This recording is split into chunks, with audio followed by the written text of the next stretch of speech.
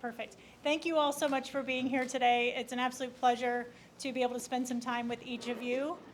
We are super excited to engage in a very important topic of conversation today, and one of my favorite things to talk about on the entire planet, restaurant leadership and management. We've got an incredible panel of guests today. Thank you all so much for being here. We've got Rocco from Rocco's Little Chicago Pizzeria. We've got Gabe with Local First Arizona. And Rocco's also with Tucson Originals. And we've got Janos Wilder from Studio Janos and City of Gastronomy. I will say, Rocco, I was disappointed to learn 2 days ago that you had a last name. I put you in that, in that rock star celebrity. Cher. Yeah, like Cher and Madonna. So I think I'm going to try to keep you there. But yes, I was bummed Janos to learn. can still stay. I figured since you were in bands, we could still keep you in that rock star status. So I am Kristen Marvin. I've spent the last 20 years growing local restaurants. It's what I love to do and where I've had the absolute pleasure of spending the majority of my life. I now partner with local restaurant owners and operators to develop their leadership and prevent burnout, increase retention, and help them grow their businesses whether that's within their four walls or getting ready to scale their operations. Who in here is in the restaurant industry? Restaurant owners, operators? Okay, perfect. How about business owners, other entrepreneurs in the room? Okay. City of Gastronomy people? Tucson, Erica's like, I'm raising my hand for everyone. Tucson Originals, anybody here? Okay, perfect. And City of Gastronomy. Or no, I already said that one. Local First. Some Local First. Okay, perfect. Love to know kind of who the audience is in the room. The topics that we discussed today obviously are going to be around restaurant leadership and management, but just know that leadership and management really transcends any industry and any business. And so we're really hoping today that you're able to take away some key items that can help you develop yourself as a leader, to help you grow your business. And I would really offer you a challenge today to set an intention of one thing that you'd like to walk away with this time, learning, whether, again, it's for yourself or for your business today. Your time is incredibly precious and valuable, and you've taken time away from your businesses and your families to do a little bit of investing in yourself today. So congratulations, and thank you for doing that. That's awesome. So let's talk about what we're going to do today. We are going to let these gentlemen share their incredible stories and give us a little bit of insight into their backgrounds and career. We're going to talk about the differences between leadership and management and the importance of both in running a really successful restaurant, especially in today's climate. We're going to give you some tools and resources from their experience that are going to help you in your business and on your leadership journey. We're also going to offer some tools and resources from each of the organizations that can help you grow your business. And then at the end of the session, we're going to open it up for Q&A. So start thinking about some questions you'd love to ask these gents. Let's talk a little bit about the restaurant business real quick. The restaurant business is one of the most dynamic and exciting industries out there. It's beautiful, it's fun, it really serves us in terms of building connections, human connections, but it's also one of the hardest industries out there. Restaurateurs wear all the hats, right? You are the marketers, you are the operations, you are the accountants, right? And HR, we hate those things, right? But you do everything, and that takes a lot of time and a lot of energy and a lot of strategy and a lot of reflection time looking at your data and making sure that you're making the right decisions. The climate is incredibly tough right now, right? Coming off the pandemic, a lot of restaurants have really bounced back, but full-service restaurants are really still struggling. Retention is harder than it's ever been before. The generation of people coming into the restaurant industry no longer have the experience that they used to. The career bartenders and servers are less and less. Cost of goods are higher than they've ever been, with little relief coming our way. And competition is growing, right? We're continuing to see chain restaurants pop up all over town. And in the local segment, we have around 900 or so local restaurants. We opened about 70 last year, and we closed about 30. So more competition just means more opportunities and options for guests to dine, right? And it just means that we have got to operate at a higher level of excellence to get those people in the door first and foremost, but also keep them coming back time after time, right? And that's forcing us to really get creative and innovative, and we're going to talk about some of those ways that these operators have been able to do that today. So without further ado, I will stop talking for a little bit and introduce our panel here. So Rocco, let's start with you. Would you share with the audience a little bit about your background and your involvement with Tucson Originals? Sure, yeah. I was born in Chicago, grew up there, and my first job was in a pizzeria when I was 16. I went to college at University of Illinois in Champaign-Urbana and studied things, but ended up working in pizzerias. When I moved here, I was going to go to grad school and then worked in restaurants here and then opened a pizzeria. So I think that was the path that was always going to be my path. And I tried to do other things, but it turned into that. What was the other question? Sorry. Yeah, just your involvement with... with Tucson Originals. I was persuaded by Pat Connors, who was one of the founding members of Tucson Originals and a friend of mine from Cafe Terracotta, that I shouldn't do everything by myself and should join with the community. And Tucson Originals was the obvious fit, and has been instrumental in getting me out of my own way and of developing me as a better restaurateur and businessman. So, wow. Thank you. That's great. Gabe? Yeah. Hi, everybody. Gabe Gardner. I just want to thank everybody for asking me to do this, and I'm just delighted to be here. I started working in restaurants when I was 13. My dad owned a bar and grill, and he told me I had to wash dishes. And I said, okay. And so I started washing dishes, and then I worked my way up. And then my parents sat me down when I finished high school, and I already told Rocco this story, but I said, we have to go to college. And so I had noticed two things about the restaurant industry that were very appealing to me. The line cooks all smoked cigarettes at will and got to flirt with cocktail waitresses. So I thought that was a really great career path. And so I went to culinary school and pursued that with great fervor for a long time. The cocktail waitresses. Right. I don't smoke anymore. And I'm currently married. So anyway, but I had the good fortune to work in a lot of really kind of high-end fine dining places and country clubs. And then I started teaching in culinary schools and did that for, about 13 years and taught in culinary schools all over the country. Came to Arizona to run the program at Central Arizona College, and then was promptly snapped up by Local First Arizona.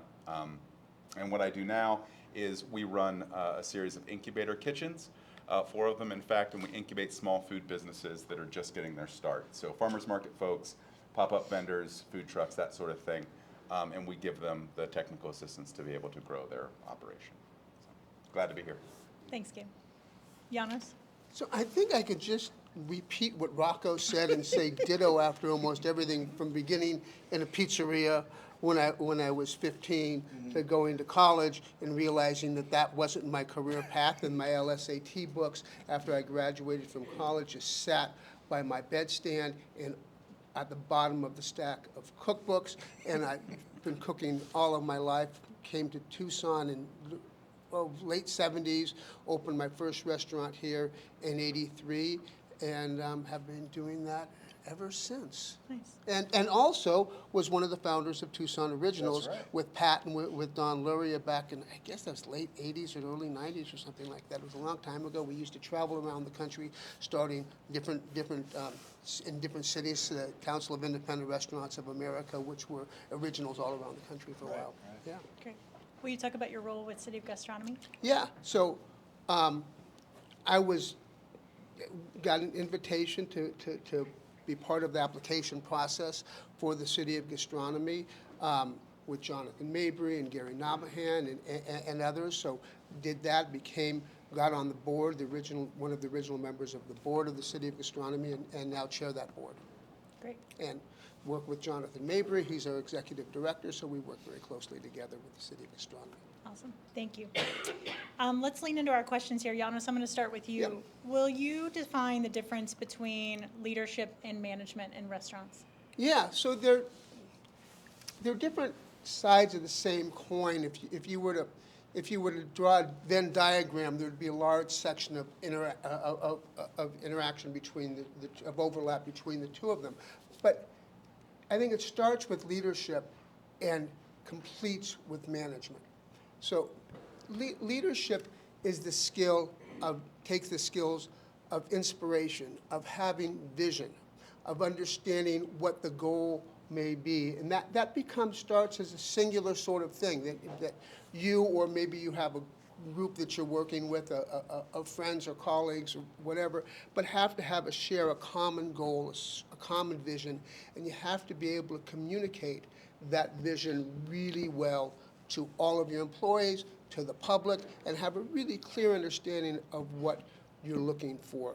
That piece of it goes on while you're operating. Your visionary doesn't stop, but it changes. It continues in the way of mentoring, instilling the standards, communicating with the public about what it is that you do in your restaurant, what makes you special, what makes you different, what's the point of distinction between you and the restaurant down the street. You become the voice and the face of the restaurant, as well as all the other hats that you might wear inside the restaurant.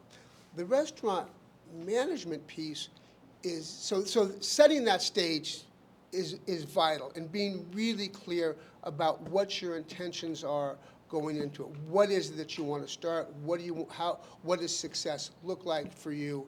And then what do you need to build that? What's the support structure around you need to be? And that doesn't necessarily start with management, because in small businesses, the restaurant owner, the visionary, may be the manager. And so then as you grow, maybe you're able to hire managers. In my case, I was very lucky very early on to be able to identify a manager. And the manager's role is different. The manager's role is to help you to create and instill the systems that allow the business to run well. And so that can't be overstated. That piece of having internal systems, controls, some sort of job descriptions so people know what your expectations are of them, is critical to running a smooth operation, so that when somebody comes into work, they know what the expectations are, they know what the standards are, but not only what the expectations, but how to do it, how you want it done, so that your vision can be achieved. So that overlap between the leader or the visionary and the manager, it could be the same thing, but if it's not the same person, they have to work really closely together, because that piece of creating the vision and then achieving the vision, successfully achieving that vision, really is in the hands of a manager who is really doing the work to make sure everybody's on the same page. The visionary, the leader, can be doing that as well, but the manager really handles the nuts and bolts of the operation, and that piece is as important as the visionary, because without that, whoever that may be, maybe yourself, that you can't be successful. That really, diving into the nuts and bolts is super important. Yeah, I love what you said about leadership and having the vision to back it up. Right? I think so many employees coming into restaurants and working for any business really want to know why they're doing what they're doing and where they're going, right? And when everybody's following the same vision, same mission, it makes a lot of sense. Yeah, well, and the leadership thing in that way is super important, because there's lots of different types of leaders. There's charismatic leaders, there are autocratic leaders, there are legitimate leaders, and all of them can be successful. But in our industry, an autocratic leader is going to be less successful. A charismatic leader is going to be successful for a while, but after a while, everybody gets to know your warts, right? So that then it really needs to turn into legitimate leadership, and that means it has to come from the bottom up. In our country, we elect our representatives, we elect our senators, we elect the president. That's legitimate authority. It comes from the bottom up. It comes from the people. Well, it's similar in a restaurant. People have to have buy-in. They have to have stake. They have to have agency. so that they can feel that they're part of something. And that can come in all sorts of ways, and it becomes part of the management protocol and the systems that you put in place that give people that. So and that's one, as you're talking about so much turnover in the industry, that's one way that you can help to eliminate turnover, is give people something that they believe in and they feel that they have some level of say in. Yeah. Owners never stop owning, managers never stop managing, but you can certainly leave room for your team to have some places for input. Yeah, I would also add that creating systems really offers your team support, because there's not a lot of chaos. They don't have to ask a lot of questions. They know what the expectations are, and that just opens up the ability for them to be able to spend more time with each other and with the guests. And that sets the stage for them to succeed. That structure, you think, well, I'm applying a bunch of structure to this. Yes, it's not everybody can do whatever they want. That structure is what allows them to succeed. Yeah, awesome, thank you. Gabe, would you talk about the qualities that make a great leader in a restaurant? Sure. I'm just making some notes from the Oracle over here. Yeah, I'd be happy to. The thing that I think is crucial to leadership, in my opinion, and maybe this is a function of having spent as long as I did teaching cooking and working with people, trying to pass on what I learned, and that's even still what I do today, although in a different capacity, incubating businesses. But I really think a lot of the leadership comes down to being a teacher and being able to share what you've garnered with the folks that are willing and able to learn it. Janos mentioned that this upward mobility is possible if there is a management structure, right? That idea of bringing people from the bottom up, I really truly believe in. And it wasn't present in a lot of the restaurants and in places under which I toiled under cruel masters for a long time.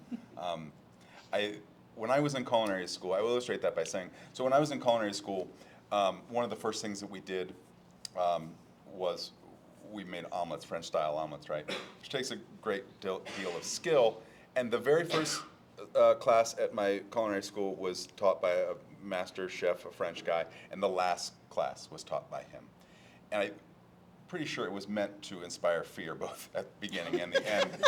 So anyway, so we're making these omelets, right? And I'm cracking eggs and whisking them and putting them in my pan with my butter and you know, and he would walk around with his clipboard and he would stand behind you like this.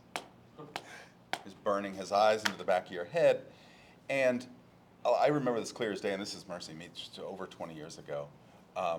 I flipped my omelet, right, and like it's slow motion, I can see it, and it's gonna land in the pan, the chef's gonna be so pleased with me.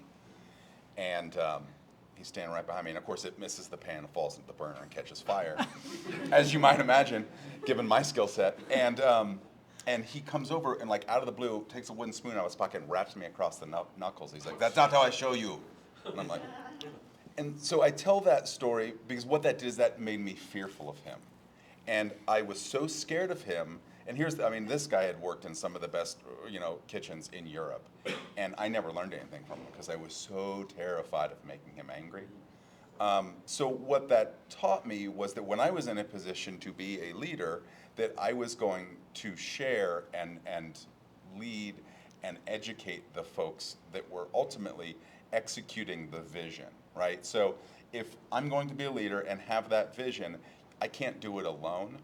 And so to pass on whatever I've managed to figure out to them in a way that not only pushes forward the agenda of the restaurant or the program or the kitchen, but also gives them agency and gives them a way to create that upward mobility, I think is crucial. And so I think that age of the angry, French guy hit me on the knuckles, I hope, is long past, or at least is leaving the industry, and it is much more focused on what we can do together.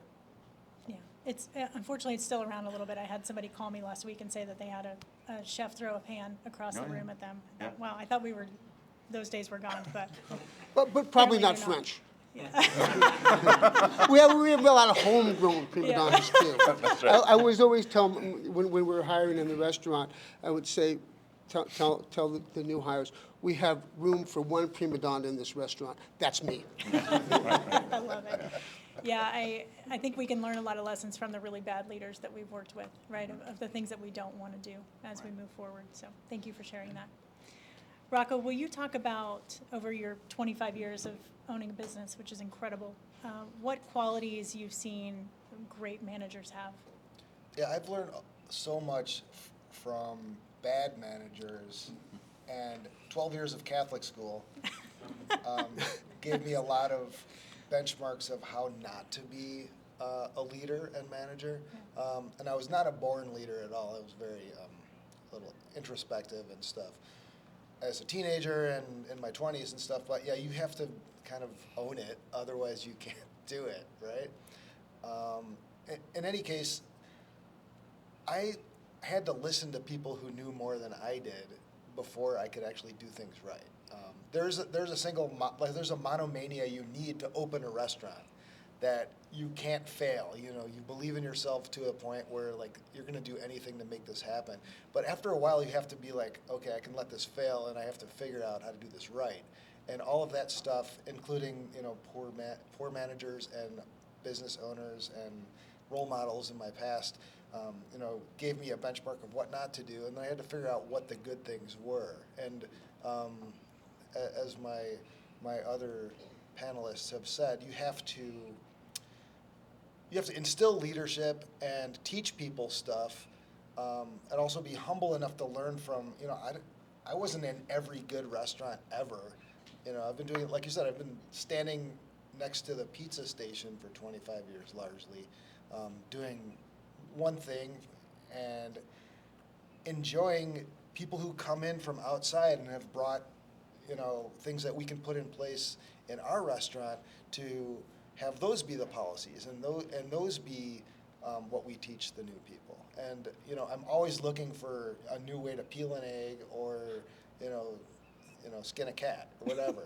But as long as you can be open to that, and you can put your ego aside, which you may have needed to open your place, then you're able to move past that and then find out what the good operations are and then implement those. Yeah, absolutely. I love what you said. I mean, you've been doing the same thing for over 25 years. You know what you're good at, and you're honing that skill, which is incredible. And you've also been humble enough to surround yourself with people that are smarter than you and that have different skill sets, so you can learn, which Absolutely, is awesome. yeah. So, okay. Please don't put cat on your menu. Okay. Janos, let's go back to you. One of the things I love about knowing you and working with you is your mindset. And I've never seen you stressed. I've seen you irritated once, and the only reson I knew that you were irritated was because you stopped laughing. And I got a little quiet. You got a little quiet. I was that like, day. oh shit, what's happening? Do you remember what that was? Yeah. My recollection is that I didn't feel like we were reaching our guests. Yep. That we weren't communicating. We needed to find a way to communicate with them. Yep. And I didn't feel like we were doing, and we did. Yeah. We ultimately did, but I was just, okay, how do we reach these people? How do we serve them in the way that's going to be most appropriate to them? But it was, you had spent so much time, you have at Studio Janos, creating this vision of what the experience is that you're going to offer, and that vision wasn't translating to the guests we thought in the very beginning. And it ended up being beautiful. Right. Through, we didn't say, sit down, we're going to talk about the vision right now, This is your job. Yeah. It just came to be through your actions, which was really, really powerful. Yeah. But anyway, would you talk about how important mindset is to success in the restaurant business? And would you also talk a little bit about how you continue to cultivate a growth mindset? Yeah, so the mindset really comes from, as we talked about leadership, it comes from the vision. And if the vision is honed enough and pure enough, that's your guiding star forever. My guiding star started when I started my first restaurant. That was 1983. It's the same guiding star. It was really simple, and it's still really simple. I wanted to create a place that I could do my best work. I didn't know what that was. I was 27 years old. I didn't know what my best work was. I just wanted that environment. And I wanted to be able to surround myself with people who felt exactly the same way. So, and sometimes that's harder, sometimes it's easier, but if you keep that vision and you don't lose sight of it, so that means, for me, it means getting better at what I do all the time because my best work is always ahead of me. It's for looking for people and gaining the experience and intuition to understand who they are and whether they can fit into that mold and help me to achieve that for myself and help them achieve that for themselves. It's simple on the one hand, but as we talked about leadership and management, the way to get that is through some real nuts and bolts pieces. It's putting together the processes, the procedures, the systems in which people can succeed. You don't have to force it upon anybody. It becomes really quite natural. And your staff helps you to do that because they're in the trenches. They know what works and what doesn't. So you don't have to put yourself above, and you shouldn't put yourself above your staff. You have to listen to your staff and understand what it is and what are the things that you can do to help them because they want to help you. If they want to succeed, if you've succeeded in getting people with that same mindset, well, you're all on the same page. But it's not always possible. And so, as you describe the workforce right now, when we work together and we have a small team, we don't have these problems. But I have certainly over the years. It can be tougher and less difficult at various times in order to hire staff. But you can't let your standards fall. You have to be true to your standards, whatever they are. That was my vision. That's not everybody's vision. But whatever that vision is, you have to stay to that. And that's how you become resilient because every morning you can get up and do that again and do that again, no matter what happened the night before. And not every night's perfect, not every day's perfect, and that's life, right? But to keep that vision in mind, and then that's your guiding light. Yeah, sounds like you are really checking in with that vision often and making sure that you're consistent with holding that vision as your true north. The most important part is the introspection. Am I really doing that? What am I learning today? Awesome. Gabe, I want to have you piggyback on something that Janos just mentioned about surrounding yourself with people that are really bought into that vision. Would you talk a little bit about building culture in restaurants and how that can help retain employees? Yeah, for sure. I mean, as somebody who works with restaurants all day, every day, and restaurateurs, one of the great challenges facing the industry, particularly on the other side of COVID, let's hope, right, is this idea of keeping and retaining good staff. And you have to pay people well, right? Like there's no way around it. And restaurant workers, if nothing else, talk to other restaurant workers, and they know what the guy or the girl down the street is getting paid, right?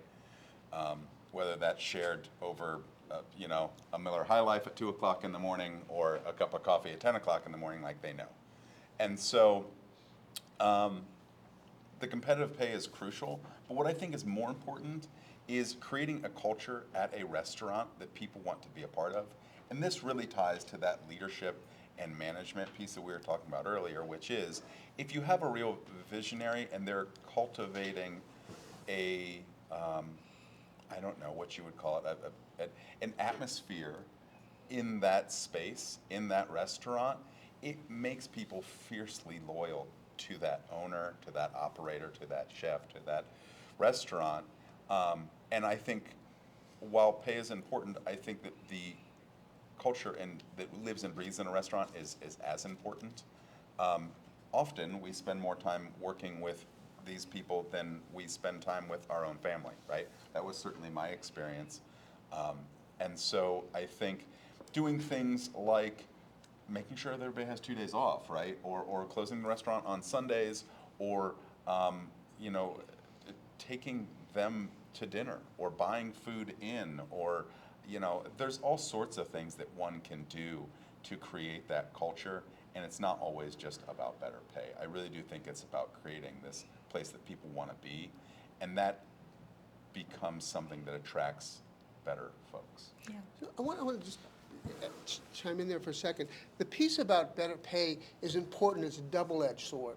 You want to pay well, but you don't necessarily want to be at the top of the market all the time, because that employee who's looking for pay only as the motivation, there's always going to be somebody who's going to pay $1 more an hour.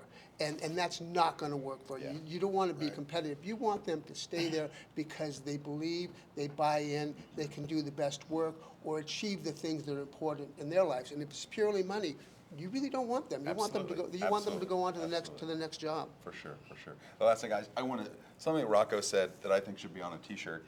Ego is needed to open a restaurant. Humility is needed to stay open. Absolutely. Yeah. So put that on your next T-shirt. Okay. That's wordy, but we could do it. Put it on the little signboard out Put it on the front. sign up front. There Yeah. you go. I Right. love it. That's Anyway, I great. thought that was genius. Thanks. Thank you so much, Gabe. Rocco, love to switch gears a little bit and talk about management and innovation.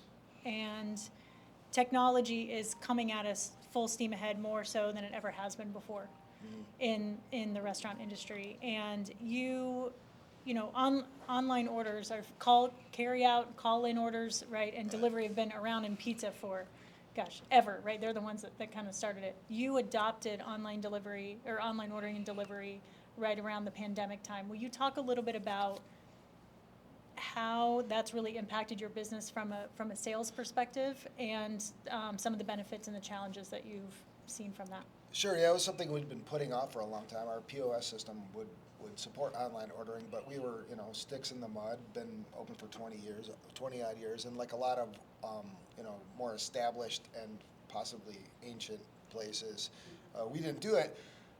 And then when the pandemic kind of opened our eyes to what we needed to do, and then we reopened after being closed for like a couple weeks, whatever it was, 4 years ago. We had to turn our phones off because they were ringing so much.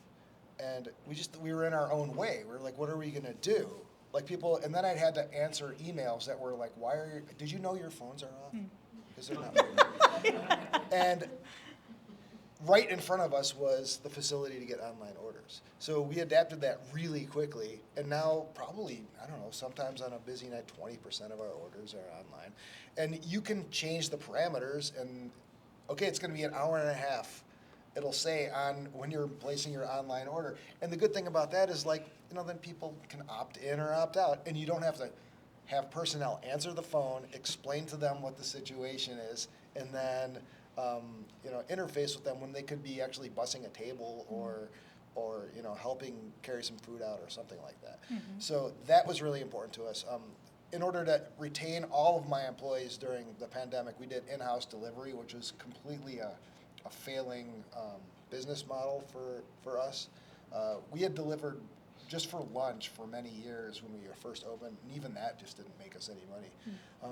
So now we farm it out to a third party, which they were always calling us to get our business anyway. We're just doing Grubhub right now. We could definitely expand that and stuff like that. But so right now with zero marketing and me jacking the price of Grubhub up to where it actually covers their exorbitant fees, we're getting like an extra day or two a month in sales, just for like zero input from us. And these guys just come up and pick the pizza and they go. They're independent contractors, right? Do I like the fact that it's a cutthroat race to the bottom with this? No, but you have to live in the world you wake up in, and there's a lot of people that I noticed during the pandemic that are only going to order from you if they can do it through an app. And Gen Z, I have 2 Gen Z kids, right? Neither of them wants to talk to anybody ever. So they're going to order on an app. One of my kids delivers for Uber Eats, and then he spends a lot of his money on Uber Eats. And this is not. That's the race to the bottom. That's the race to the bottom. But embrace whatever technology you need. But I'm saying it takes some of the pressure off of your staff if you can have, the robot AI world do some of your business for you. Yeah, I was going to ask, it sounds like it's streamlined operations a little bit. Oh, absolutely. Like our phones don't ring off the hook even on a Friday night. They're totally manageable. There's still people like, my age and older probably who I'm going to call my order in. When I order stuff, I call it just because that's what I do. I don't want to. It's stupid. Yeah. But yeah, but you have to adapt with the times. You do have to adapt. And, it's interesting what you said about your kids not wanting to talk to each other. I was just watching a story yesterday. Chick-fil-A just opened their first grab-and-go concept in New York. And you go inside, there's no menus. You place their order right on the mobile app. You go in, you are greeted by somebody, you give them their name, and they immediately give you your food. It's the fastest way. They're calling it faster fast food. And they said that 50% of Chick-fil-A customers order through the mobile app nationwide, and that more and more people want to eat in solidarity. They want to eat in their car. It pissed me off when I heard that, because I was like, we're losing everything, right? But I understand that they're doing a good job of adapting and catering to what their customers want, right? Which is what we really have got to do too in order to stay competitive. So. And if I see somebody eating our pizza in their car, I know we have won the battle. That will be my husband one of these days, for sure. I love that. Thank you so much. Janos, will you talk a little bit about what resources City of Gastronomy can offer restaurants? Yeah, so that's kind of a major programs of ours are working with restaurants. I would say the biggest program that we have is our certification project, which certifies restaurants as City of Gastronomy certified restaurants. And when we started working on that, how do you become a certified restaurant? Well, clearly, we're not going to be an arbiter of taste. It's not, oh, this serves the best food, or this is the best Chinese restaurant, or this is the best pizza restaurant, or whatever it was. We wanted, because we can't do that. That's a matter of opinion. But what we wanted to do was elevate the playing field. And so we made the application process very aspirational. So it wasn't just that obviously, one of the criteria is going to be using local and heritage foods and being locally owned and all of those sorts of things. Those are sort of obvious. But the bigger ones that I think are more aspirational is, how do you treat your employees? What percentage of your employees are making minimum wage? What percentage, obviously the other percentages better be making more, not less, so we'll assume they're making more. They're making more. What are the benefits that you can provide for your employees? So when we sent these people sent in these filled out applications, we got we provide subsidies for college education for our kids. We do lots of things that many restaurants can't do, or lots of things that they could do. And that was an aspirational thing. So if you wanted to get points in that, you need to do something for your employees above and beyond the bare minimum. What are your practices for sustainability? Do you compost? Do you use compostable to-go containers? Do you have solar energy? There's a whole handful of those sorts of things. And so, as you put the application together, you sort of distill that. And as we move forward, we get more and more people who want to have that certification begins to mean something, but we'd start changing the playing field a little bit. So these practices that you want people to have become more prevalent. So that's an important piece. In that program, Jonathan, what's our total number now? Do you know of certified restaurants and businesses? Coincidentally, exactly 100 certified businesses now. So that's a good start. And we also wanted to make, so when you have an organization like ours, we want to make sure that we're reaching as many communities as we possibly can. And so we had tremendous outreach, tried to create a tremendous outreach into South Tucson. And I think that, what was it, 50% of our certified restaurants are Hispanic owned? Or something like, there's a number there. 50% of our restaurants are BIPOC owned. Okay, what's BIPOC mean? People of So, color. okay, thank you. I hear that term as BIP, I can't get it. Okay, thank you very much. So that's one of the programs that we have. We do workshops like this one. So we partner with Ford, we partner with University of Arizona, with Startup Tucson to do workshops like this. We've had them in issues of sustainability and lots of different issues, so that we can sort of provide frameworks and advice to restaurants. We do a lot of events around town for which we're able to hire restaurants. We're going to hold our Pueblos del Maíz Festival in April, and the biggest event of that takes place, it's a free event that takes place at Kennedy Park. Last year we had well over 4,000 people attend that event, and so we had all Southside restaurants providing the food service there and enabling them to make the profit on that experience. We have an artisanal food directory, which was just updated with 150 or something different artisanal foods coming out of Tucson. When we started, it was very small.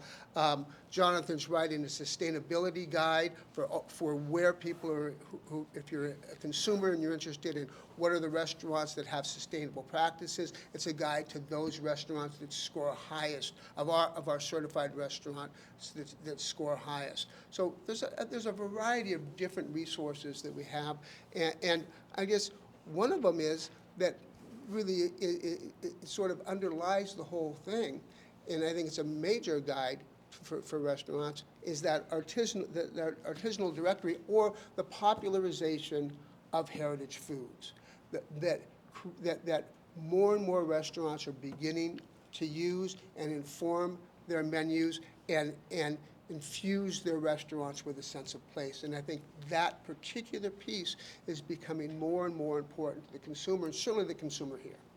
Thank you so much. Gabe, same question to you. Yeah. Local First offer. Absolutely. So Local First is a statewide organization that broadly is interested in economic development. And we think that economic development happens best when entrepreneurs do entrepreneurial things. Because of my background in restaurants, that's exclusively who I work with. So we offer a bunch of different things. One would be membership in Local First as an entity. We're the largest coalition of small businesses in North America, and my colleague Jessica Barfield would be lovely to speak to after this. She'd be happy to talk to you about that. But anyway, what that membership does, it buys you one-on-one technical assistance. So if you're a restaurant that is trying to figure out, how do I work a profit and loss statement, right? What should my food cost be? How do I get my labor costs down? You would work with someone like me or someone from my team specifically on that issue. We also offer, we call it Restaurant Startup Boot Camp. It's a 6-week course that goes through on a high level things like that. So profit and loss and food cost and profitability and profitable menu design and that sort of stuff. And then also, whether it be our events like Savor or Devour, which happens in Phoenix, and I'm happy to say that the Gut Chefs came and kicked Phoenix's ass.